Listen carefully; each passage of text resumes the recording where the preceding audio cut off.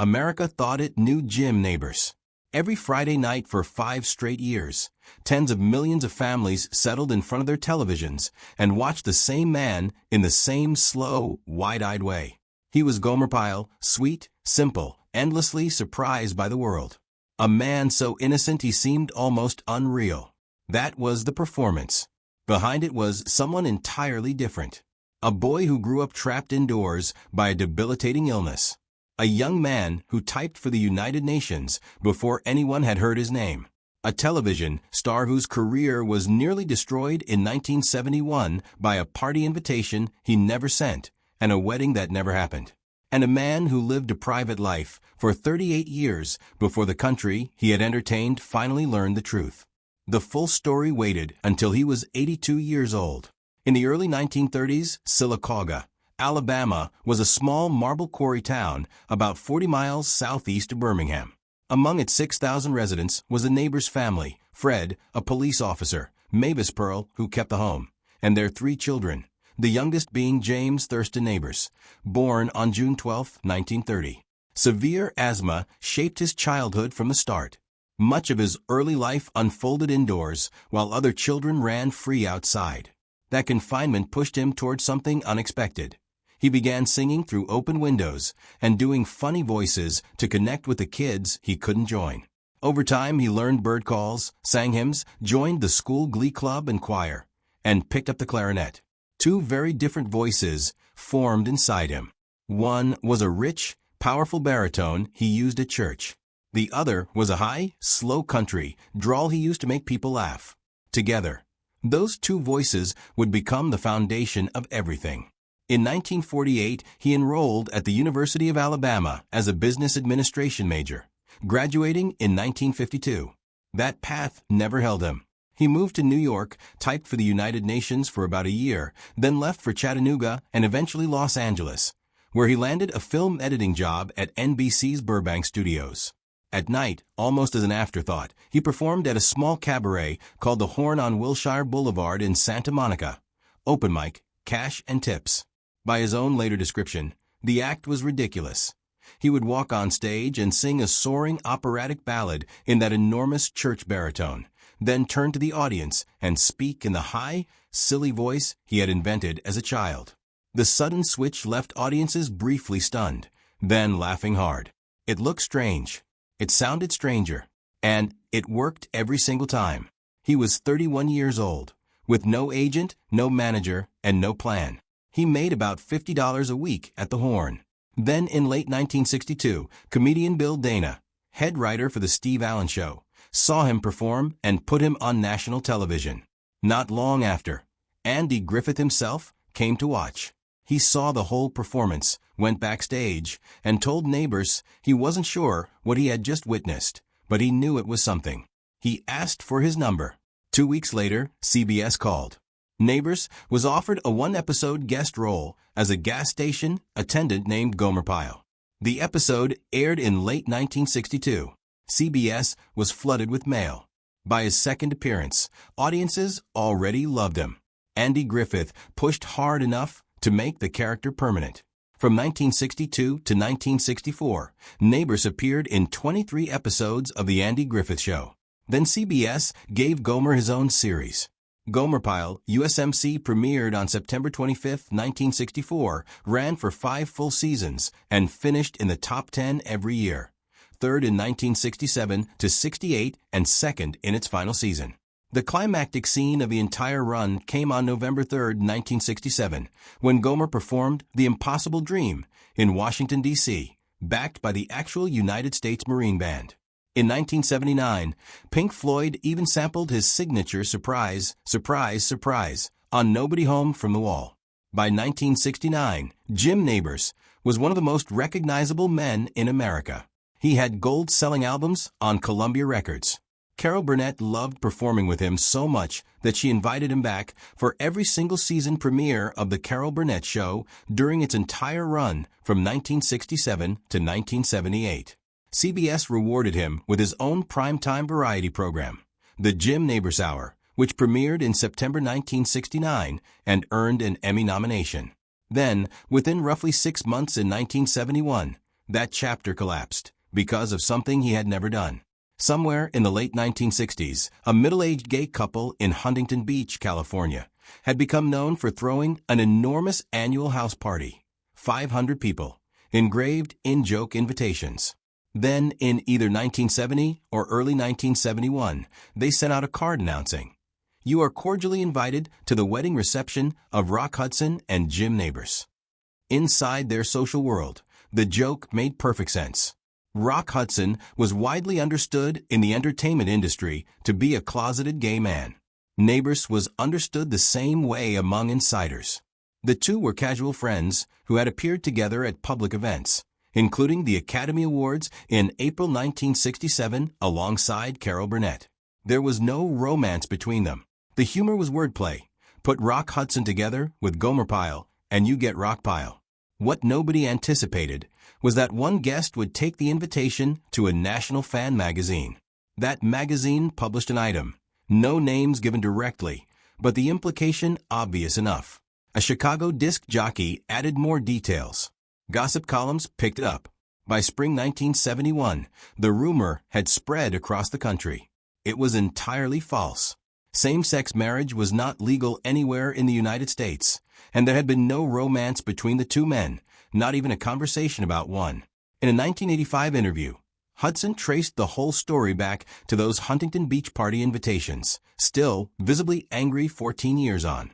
By then, he was only 4 months from his death from AIDS, which he had publicly disclosed in late July 1985, an announcement that transformed public awareness of the disease overnight and gave it a human face the media could no longer ignore. Back in 1971, the damage came fast. Nabors called the story vicious, unfounded, and unwarranted, and said it felt like a nightmare. When asked directly whether he was gay, he gave the answer he would keep using for decades.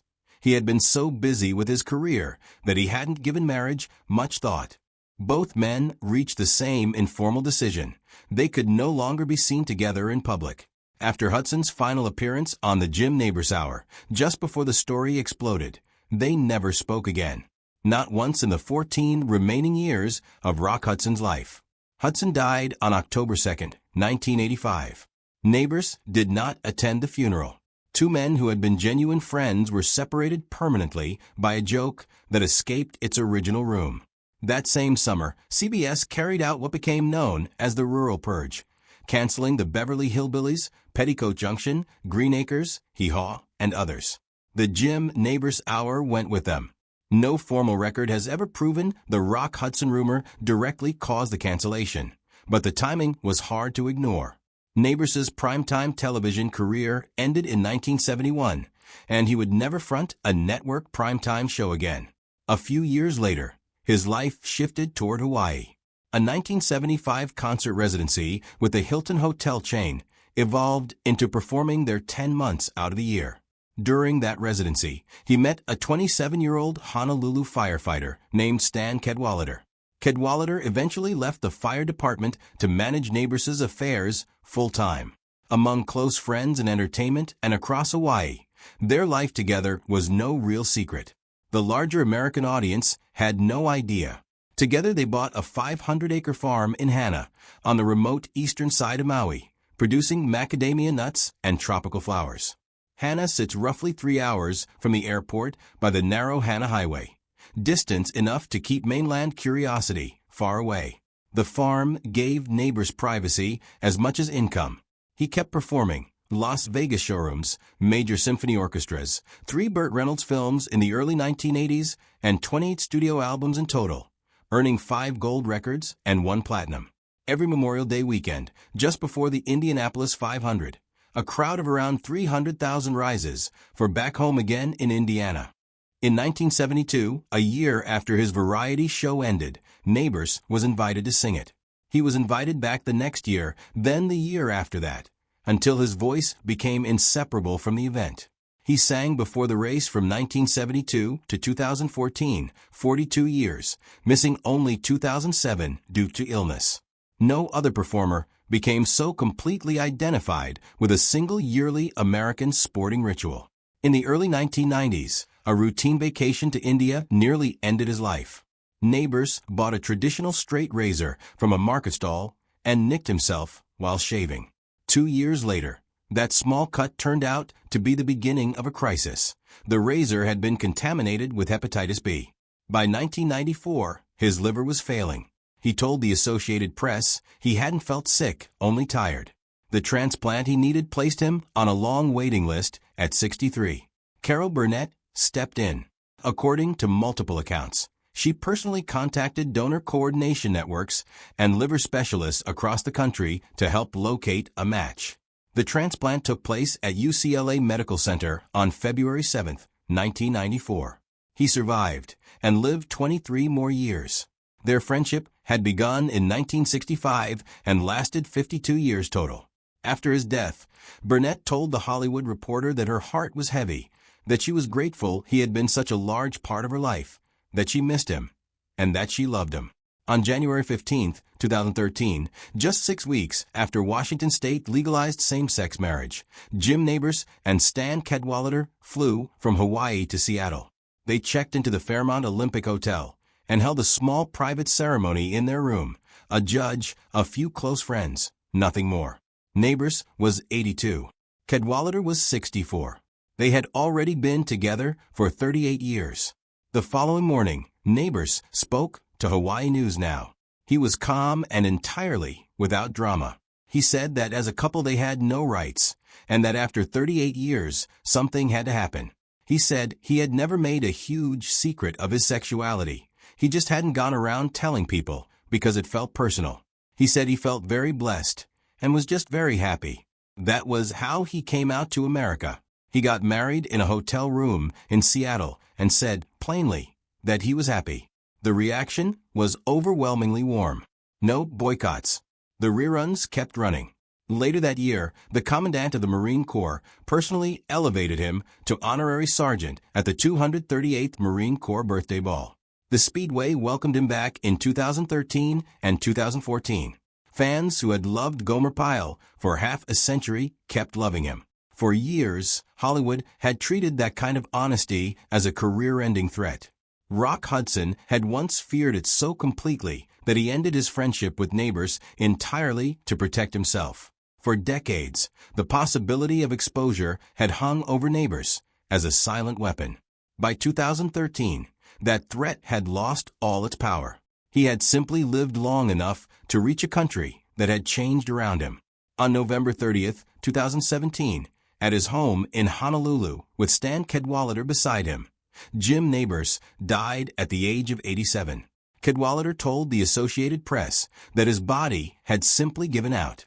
In a brief statement, he said that everyone knew his husband had been a wonderful man and that he was going to be dearly missed. When America watched Gomer Pyle on Friday nights from 1964 to 1969, viewers thought they were watching a sweet, simple Marine from a small southern town. What they were actually watching was a 34-year-old former NBC film editor with a business degree, a hidden operatic singing voice, and a private life he had to conceal in a country where being gay was still illegal in 49 of 50 states. The man his closest friends described was reserved, gentle, deeply fond of opera, generous in private, and quietly meticulous about the image he showed the public. Ron Howard remembered him as talented, intelligent, and far more worldly than the character he played ever let on. Carol Burnett called him one of the kindest people in the entertainment world. The comic innocence America fell in love with was a creation, a brilliant one, but a creation. The voice people knew from television was part of an act built from a childhood spent watching other children play from behind a window. The man behind it lived most of his life quietly, carefully, and on his own terms. He got to say so at the end, and that mattered.